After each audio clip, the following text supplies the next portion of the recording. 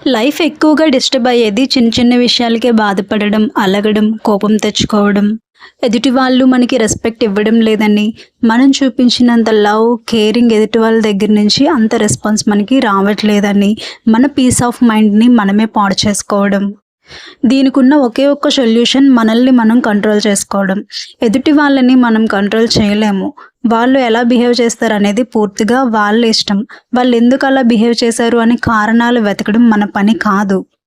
ఎక్కడైతే మన piece of mind బాగా డిస్టర్బ్ అవుతుంది అని మనకు అనిపిస్తుందో అక్కడి నుంచి వాకౌట్ చేయడమే చాలా మంచిది. టాక్సిక్ రిలేషన్‌షిప్ అంటే ఏంటో తెలుసా? నిజానికి మీరు ఊహించినంత అభిమానం గానీ, కేరింగ్ గానీ అక్కడుండదు. కేవలం మాటల్లో మాత్రమే అభిమానాన్ని నటిస్తారు. చేతల్లో మీ ఎమోషన్స్‌ని హర్ట్ చేసేలాగా బిహేవ్ చేసి వాళ్ళు రాక్షస ఆనందాన్ని పొందుతారు. ఈ విషయం మీకు ఎప్పటికీ అర్థం కాదు.